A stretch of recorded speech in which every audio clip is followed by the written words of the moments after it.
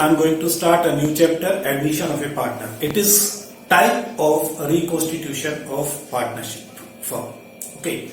तो यहां पर जो होता है वो ये होता है कि एक नया पार्टनर फर्म में एडमिट किया जा सकता है। सब्जेक्ट नए पार्टनर को एडमिट करने के लिए कंपलसरी है कि बाकी जितने पार्टनर्स फर्म में हैं वो सब उसके लिए कंसेंट दें। Means new partner can be admitted to the firm with the consent of all existing partner, otherwise new partner can not be entered into the firm. Okay, now अब मैं बात कर रहा हूं कि न्यू पार्टनर किन किन कारणों से फर्म में एडमिट किया जा सकता है। Why a new partner is given admission to the firm.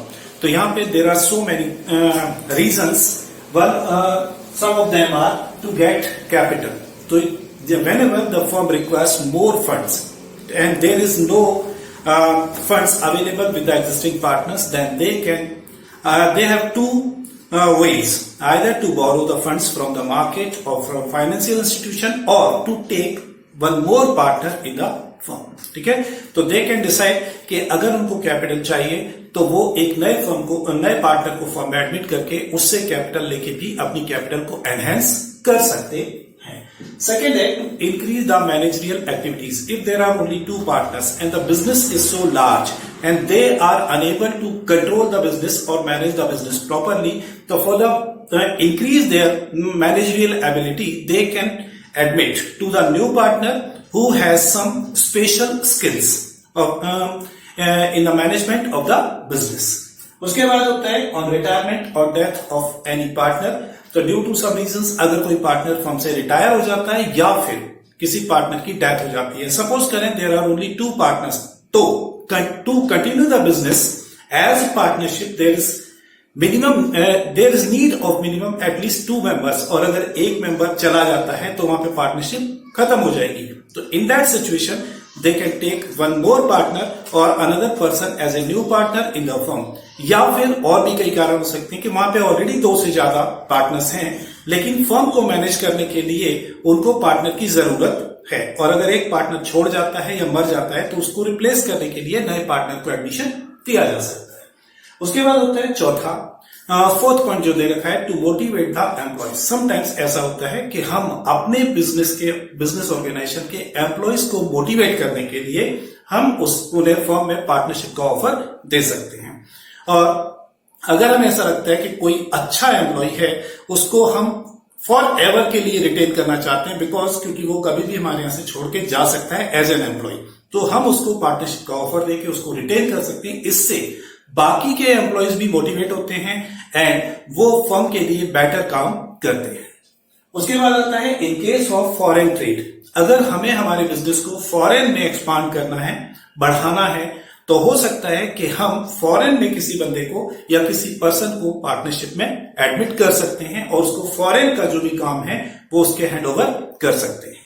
उसके बाद आता है to avoid competition. Sometimes there are 2 firms in the same business but they are the competitor of each other. अब उसमें ये होता है कि दोनों ही फर्म्स का नुकसान हो रहा है क्योंकि वो आपस में ही कॉम्पीट कर रहे हैं और उसके कारण प्राइस कंपटीशन, प्रोडक्ट कंपटीशन जो भी हो रहा है तो अल्टीमेटली दोनों फर्म्स का लॉस हो रहा है। तो टू अवॉइड दैट लॉस और competition they can merge their partnership. वो अलग अलग फर्म्स जो हैं वो मिलकर एक हो जाती हैं जिससे उनके बीच का जो कंपटीशन है वो खत्म हो जाएगा और इंडिविजुअली जो लॉस वो लोग बियर कर रहे थे या जो नुकसान आपस में कंपटीशन करके उठा रहे थे वो कंपटीशन भी खत्म किया जा सकता है। अब मैं आपको एक्सप्लेन कर रहा हूं लीगल स्टेटस। जनरली ये होता है कि जब कोई पार्टनर फर्म में एडमिट होता है तो after the admission he become liable और responsible for the all actions और activities taken by the firm, but he is not responsible for the activities or actions taken before his admission. तो normally जब कोई partner firm में enter होता है तो उसके पहले फर्म ने जो भी एक्टिविटीज की हैं उसके लिए नया पार्टनर लायबल नहीं होता है, लेकिन जिस दिन से वो फर्म में ज्वाइन करता है, जिस दिन से वो फर्म का पार्टनर बनता है, उसके बाद फर्म जो भी एक्शंस लेती है उन सारे एक्शंस में उसकी भी रिस्पॉन्सिबिलिटी होती है। He is held liable for all those activities. हाँ, अगर पार्टनर अपनी राइटिंग में ऐसी कंसेंट देता है कि he may be held liable for the activities done before his admission, then he can do so. लेकिन अगर वो ऐसा नहीं करता है तो उसके एडमिशन के पहले जो भी फर्म की लायबिलिटीज थी, जो भी एक्शंस फर्म ने लिए थे, उन फर्म्स के लिए नया पार्टनर कहीं से कहीं तक भी रिस्पॉन्सिबल नहीं होगा। उसके बाद आते हैं rights of a new partner. After getting the admission in the firm as a new partner, उस पार्टनर को फर्म की जितनी भी असेट्स होती हैं और जितनी भी लायबिलिटीज होती हैं, उन सभी में जितना शेयर उसको दिया गया है उतनी रिस्पॉन्सिबिलिटी उसकी बनती है, उतने राइट्स उसके बन जाते हैं। मतलब ये कि अगर उसको 50% का शेयर दिया गया है तो he will be responsible for the 50% of the liabilities and he will have share in the 50% of the assets. Okay, और इन एडिशन टू दैट उसको प्रॉफिट में शेयर लेने का राइट होता है, फर्म्स की एक्टिविटीज में पार्टिसिपेट करने का राइट होता है, सब्जेक्ट टू कि अगर उसके ऊपर कोई इंपोजिशन फर्म ने लगाया, मतलब उसके ऊपर कोई रेस्ट्रिक्शन फर्म ने अगर लगा दिया है विद द एग्रीमेंट और डील, तो वो उन चीजों को नहीं कर सकेगा। Otherwise he has all the rights in the properties as well as responsible for the liabilities taken over by the firm after his admission. इसके बाद हम आते हैं अगली चीज पर कि whenever a partner is admitted to the firm, तो फर्म में कौन कौन सी चीजें आपको कैलकुलेट करनी पड़ती हैं, अकाउंटिंग के पॉइंट ऑफ व्यू से आपको क्या क्या एडजस्टमेंट करने होते हैं। तो यहां पर ये चीजें अभी मैं थ्योरेटिकल बता रहा हूं, फिर आपको यही चीजें प्रैक्टिकली अप्लाई करनी होंगी।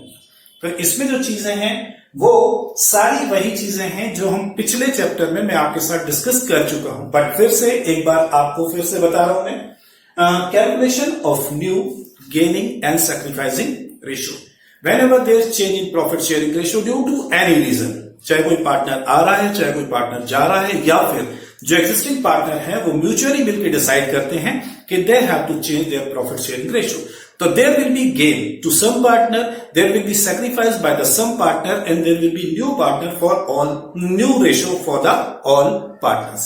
तो इसमें आपको कैलकुलेट करना पड़ेगा गेनिंग रेशियो, अगर कोई पार्टनर गेन हो रहा है। नॉर्मली एडमिशन के टाइम पर the partner who is getting admission is the gainer, ठीक है। In addition to that some existing partner may also be the gainer, ठीक है।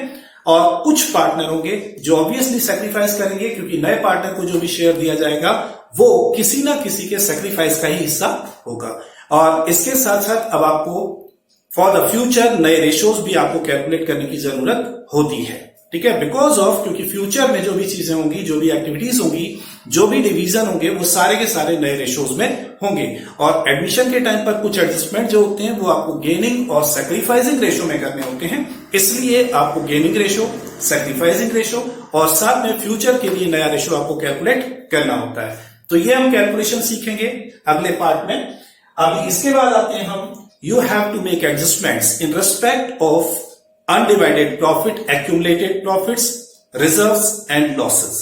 पुरानी फर्म में जितने भी एक्यूमुलेटेड प्रॉफिट्स या लॉसेस हैं, ठीक है, इसके अलावा जो रिजर्व्स हैं, सरप्लस हैं, और रिकॉन्स्टिट्यूशन के टाइम पर, मतलब change in profit sharing ratio के टाइम पर जो असेट्स और लायबिलिटीज का रिवैल्यूएशन किया जाता है, उसके कारण जो भी प्रॉफिट या लॉस हो रहे हैं वो सभी आपको एडजस्ट करने पड़ेंगे among the old partners in their old ratio. इसका मतलब ये हुआ कि जो नया पार्टनर फर्म में एडमिट हो रहा है उसका इन सब चीजों से कोई लेना देना नहीं है, but before his admission they all have to be divided in the old ratio among the old partner. ये पिछले चैप्टर में भी जहां पे रिकॉन्स्टिट्यूशन में म्यूचुअल रेशियो जो चेंज हो रहा था उसमें भी मैंने आपको यही चीज बताई थी, यहां पर भी आपको यही चीज है। और इसके बाद जो अगला चैप्टर आएगा that is retirement and death of A partner, उसमें भी आपको यही चीजें करनी है। तो बी रिमेंबर कि आपको ये चीजें बहुत ध्यान से समझनी है, क्योंकि ये इस चैप्टर में, इसके पिछले चैप्टर में और अगले चैप्टर में, तीनों चैप्टर में आपको ये चीजें एज इट इज फॉलो करनी है, इसलिए आपको इनको बहुत ध्यान से समझना भी है और याद भी रखना है। इसके बाद आते हैं accounting for goodwill. Accounting for goodwill मैंने पिछले चैप्टर में भी समझाई थी, तो वहां पर और इसमें थोड़ा सा डिफरेंस होता है। जब एग्जिस्टिंग पार्टनर अपने प्रॉफिट शेयरिंग रेशियो चेंज करते हैं तो वहां पे गुडविल का एडजस्टमेंट जो होता है वो डायरेक्टली कैपिटल टू कैपिटल, मतलब पार्टनर्स के आपस में कैपिटल अकाउंट के थ्रू एडजस्टमेंट होता है। But whenever there is admission of a new partner, तो यहां पर नया पार्टनर गुडविल के लिए पैसा पे करता है। तो उस सिचुएशन में आपको कैसे एंट्री करनी पड़ेगी? जब नया पार्टनर गुडविल के लिए पैसा पे नहीं करता है तो आपको कैसे एंट्री करनी पड़ेगी? तो यहां पे गुडविल की जो एंट्रीज हैं, जो अकाउंटिंग है, that is little bit different from the previous section. Okay, तो ये मैं आपको बताऊंगा जस्ट अभी थोड़ी देर बाद। और उसके बाद adjustment in capital account of old partners, ये डिपेंड करता है क्वेश्चन के ऊपर कि आपको पुराने पार्टनर्स जो हैं उनकी कैपिटल को नए पार्टनर के अकॉर्डिंग, जो उसने कैपिटल पे की है अपने प्रॉफिट शेयरिंग रेशो के लिए, उसके अकॉर्डिंग बाकी सारे पार्टनर्स की कैपिटल को भी उनके नए प्रॉफिट शेयरिंग रेशो में एडजस्ट करना। तो ये क्वेश्चन में अगर कहा जाता है तो आपको करना है, अदरवाइज नहीं करना है। And sometimes we have also to calculate the capital to be contributed by the new partner। जो नया पार्टनर आ रहा है वो कितनी कैपिटल कंट्रीब्यूट करेगा, वो क्वेश्चन में आपको गिवन नहीं है, बल्कि वो आपको फाइंड आउट करनी है कि कितनी कैपिटल वो फर्म को पे करे। तो इसका कैलकुलेशन भी हम सीखेंगे, और वो भी जब आपको क्वेश्चन में गिवन नहीं हो तो आपको कैलकुलेट करने की जरूरत है। अदरवाइज ये सारी चीजें क्वेश्चन में आपको गिवन भी हो सकती है डायरेक्टली कि आपको नया पार्टनर कितनी कैपिटल दे रहा है, पुराने पार्टनर्स की कैपिटल को एडजस्ट नहीं करना है, तो आपको वो सब करने की जरूरत नहीं है। ठीक है, अब मैं आपको यहां पे आपको जो सिखाने जा रहा हूं, ठीक है, ये चीज मैं आपको बता चुका हूं। एक्यूमुलेटेड प्रॉफिट और रिजर्व्स के लिए पिछले चैप्टर में मैंने आपको बताया था कि एंट्री आपको क्या करनी है। Profit and loss account debit, general reserve account debit to old partners capital account, वही एंट्री आपको यहां भी करनी है। ठीक है, रिवैल्यूएशन के लिए मैंने आपको एंट्री बताई थी कि whenever there is increase in the value of assets or decrease in the liability of the of the liability, तो in that case जो आपको एंट्री करनी है, asset account debit, liability account debit to revaluation account। और अगर इसका just opposite हो रहा है, मतलब ये कि asset की वैल्यू कम हो रही है और liability की वैल्यू बढ़ रही है, तो आपको करना है revaluation account debit to asset account and to liability account. ये जस्ट पिछले वीडियो में मैंने आपको एक्सप्लेन किया हुआ है कि आपको ये एंट्री कैसे करनी है। और उसके बाद फाइनली जो प्रॉफिट होगा रिवैल्यूएशन से या जो लॉस होगा, that has to be divided among the old partners in their old ratio. यहां पर भी नए पार्टनर का इससे कोई रिलेशन नहीं होगा, मतलब नए पार्टनर को ना तो आपको उसके लिए डेबिट करना है और ना ही क्रेडिट करना है। ठीक है, उसके बाद गुडविल की जो अकाउंटिंग है वो डिफरेंट है, तो वो मैं अभी आपको समझाऊंगा, तो आपको याद रखनी कि वो कैसे करनी है। लेट अस कि मैं अब आपको उसके बारे में बता रहा हूं। पहला केस है जब नया पार्टनर गुडविल के लिए जो अमाउंट उसको पे करनी है वो पुराने पार्टनर्स को या सैक्रिफाइसिंग पार्टनर्स को पर्सनली पे करता है, means nothing is paid in the firm. तो यहां पर आपको बुक्स ऑफ अकाउंट में कोई एंट्री करने की जरूरत नहीं है, क्योंकि ना तो फर्म में कोई पैसा आया है और ना ही फर्म से कोई पैसा गया है। सेकेंड केस है when new partner pays cash for goodwill firm. अगर नया पार्टनर उसकी गुडविल का पैसा फर्म में पे करता है तो एंट्री हम करते हैं कैश अकाउंट या फिर bank account debit to premium for goodwill account. यह हमारी एंट्री होगी। नरेशन होगा पेमेंट फॉर गुडविल। ओके, इसके बाद आपको इसमें सेकेंड एंट्री और करनी होती है, that is the premium for goodwill account debit to sacrificing partners capital account. तो इस कंडीशन में आपको दो एंट्री करनी होती है। Whenever new partner pays cash for goodwill to the firm, मतलब फर्म में पे कर रहा है, पर्सनली पे नहीं कर रहा है। It means the money is coming to the firm. तो एंट्री होगी बैंक अकाउंट डेबिट या cash account debit to premium for goodwill. ठीक है, after this because of this goodwill is the compensation to the old partners for their sacrifice. तो इसको हमें पुराने partners में डिस्ट्रीब्यूट करना होता है, तो उसके लिए सेकेंड एंट्री आपको करनी होती है premium for goodwill account debit to sacrificing partners capital account. Remember कि नया पार्टनर जो भी गुडविल का पैसा देगा वो सिर्फ और सिर्फ सैक्रिफाइसिंग पार्टनर्स के कैपिटल अकाउंट में क्रेडिट किया जाएगा। और अगर कोई पार्टनर सेक्रीफाइस नहीं कर रहा है तो उसके कैपिटल अकाउंट में कोई भी अमाउंट आपको नहीं डालनी है। तो यहां पर आपको यूज करना पड़ेगा सैक्रिफाइसिंग पार्टनर्स कैपिटल अकाउंट। इसके लिए सैक्रिफाइसिंग रेशियो आपको निकालने की जरूरत होगी। देयरफॉर जो हमने रेशियो निकालने की बात कही थी कि गेनिंग सैक्रिफाइसिंग रेशियो जो आपको निकालना है उसका यूज आपको यहां पर करना पड़ेगा। तीसरा जो हमारा केस होता है वो होता है when new partner does not पे कैश फॉर गुडविल। कभी कभी ऐसा भी हो सकता है कि नया पार्टनर गुडविल के लिए कोई पैसा आपको पे नहीं कर सकता है। इन दैट केस तब भी हमें उससे गुडविल तो वसूल करनी ही है। उसके लिए हम जो एंट्री करते हैं वो एंट्री हो जाती है new partners capital account debit, new partners capital account debit to sacrificing partners capital account. ठीक है, यहां पर जो नए पार्टनर को गुडविल का पैसा देना चाहिए था, if he is not able to pay that much amount in cash, तो यहां पर जितना भी पैसा उसका था उसके कैपिटल अकाउंट को डेबिट किया जाएगा। समटाइम्स कैपिटल अकाउंट के बजाय आप उसके लोन अकाउंट के थ्रू भी आप इसको कर सकते हैं। वो क्वेश्चन के ऊपर डिपेंड करता है। अगर ऐसा कहा जाता है कि आपको लोन अकाउंट के थ्रू करना है तो आप लोन अकाउंट के थ्रू उसको एडजस्ट करेंगे। तो यहां पे न्यू पार्टनर्स कैपिटल अकाउंट की जगह न्यू पार्टनर्स लोन अकाउंट आ जाएगा। Otherwise new partners capital account या फिर new partners current account debit to sacrificing partners capital account, क्योंकि गुडविल का जो भी पैसा होगा वो अल्टीमेटली आपको सैक्रिफाइसिंग पार्टनर्स के कैपिटल अकाउंट में ही ट्रांसफर करना होगा।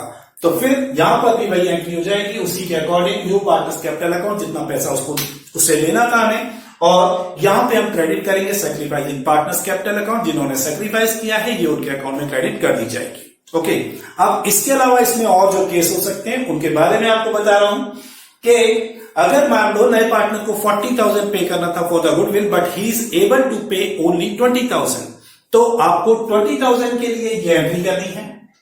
ठीक है, और फिर बचे हुए 20,000 के लिए आपको ये एंट्री करनी है। तो इस तरीके से वो जो केस होगा इन दोनों केसेस का कॉम्बिनेशन बन जाएगा। Part of the goodwill is paid in cash and the remaining is adjusted through his capital account या करेंट अकाउंट या फिर loan account. In addition to that one more thing may also be given in question कि यहां पर ये जो पैसा लाके दिया है नए पार्टनर ने, it has been credited to the old partners capital account, means the money has come to the business which is not withdrawn by the old partners. Ultimately ये जो एंट्री बन रही है इस तरीके से बन रही है जैसे पुराने पार्टनर जो सैक्रिफाइसिंग पार्टनर हैं उन्होंने फर्म में कैपिटल का पैसा दिया है। तो एक्चुअली ये पैसा उन्होंने डायरेक्टली नहीं दिया है, it is coming through the new partners capital account. ठीक है, तो यहां पर नए पार्टनर्स सैक्रिफाइसिंग पार्टनर्स को ये राइट होता है कि अगर वो चाहें तो दैट मच अमाउंट जितना उनके अकाउंट में प्रीमियम के नाम से क्रेडिट किया गया है उतना पैसा वो विड्रॉ कर सकते हैं, या विद इन दैट लिमिट जितना भी पैसा वो चाहें उतना फर्म से विड्रॉ कर सकते हैं। ठीक है, if they don't want to increase their capital. तो यहां पर आपको क्वेश्चन में अगर गिवन है तो आप एक विड्रॉल की एंट्री पास करेंगे, ड्रॉइंग की एंट्री पास कर देंगे, जिसमें एंट्री हो जाएगी withdrawing partners capital account debit to cash और टू बैंक। तो वो कोई बहुत स्पेशल चीज नहीं है। अगर पार्टनर्स विड्रॉ कर रहे हैं तो जैसे ड्रॉइंग की एंट्री होती है वैसे ही एंट्री आपको पास कर देनी है एंड दैट्स ऑल। तो यहां पर ये एंट्रीज होती हैं, आपकी 3 केसेस बन रहे हैं। 3 केस के बाद चौथा केस जो होता है वो इन 2 केस का कॉम्बिनेशन हो सकता है, और अगर वो कॉम्बिनेशन होता है तो आप उसके अकॉर्डिंग इन दोनों केसेस की एंट्रीज मिला के करनी पड़ेगी। और अब मैं बता रहा हूं उसके बारे में जो यहां पर गुडविल पहले से अपीयर हो रही है बुक्स में, उसके बारे में। Accounting for goodwill appearing in the books before admission of new partner. नए पार्टनर के एडमिशन के पहले अगर फर्म में पहले से कोई गुडविल अकाउंट अपीयर हो रहा है तो उसको आपको क्या करना है पिछले वाले चैप्टर में भी ये चीज थी कि before the change in profit sharing ratio if there is any existing goodwill in the books of account that has to be written off among the old partners in their old ratio. The same entry you have to do here also. तो यहां पर आप entry करेंगे old partners capital account debit in old ratio. यहां पर जो entry होगी उसमें आपको जो अमाउंट डिवाइड करनी है वो ओल्ड रेशियो में ही होगी। यहां पे न्यू रेशियो से या सैक्रिफाइसिंग रेशियो से कोई रिलेशन नहीं है। यू हैव टू रिमेंबर, पिछले वाले चैप्टर में भी यही चीज बताई गई थी कि अगर बैलेंस शीट में पहले से कोई गुडविल अपीयर हो रही है तो उसको आपको राइट ऑफ करना है among the old partners in their old ratio. The same is to be done here also कि अगर एडमिशन के पहले फर्म की बैलेंस शीट में पहले से कोई गुडविल अपीयर हो रही है तो उस गुडविल को आपको राइट ऑफ करना ही है। और राइट ऑफ करने के लिए जो एंट्री आपको करनी है वो एंट्री यहां पे लिखी हुई है। रेशियो कौन सा यूज करना है दैट इज ऑल्सो गिवन। अब एक और चीज जो मैं आपको बता दूं कि वो ये है कि जब भी नया पार्टनर एडमिट होता है तो फर्म की गुडविल में उतना ही हिस्सा पे करता है जितना शेयर उसको फर्म में दिया जा रहा है। अगर फर्म की गुडविल की वैल्यू 4 लाख है और अगर हम उसको 1/4 शेयर दे रहे हैं तो he will not pay 4 lakh, he will pay only 1 lakh because he is given share of 1/4 in the whole firm. तो उसकी लायबिलिटी या उसकी रिस्पॉन्सिबिलिटी सिर्फ 1/4 शेयर के लिए होगी। वो 1/4 शेयर के लिए ही गुडविल पे करेगा, उससे ज्यादा के लिए नहीं करेगा। ओके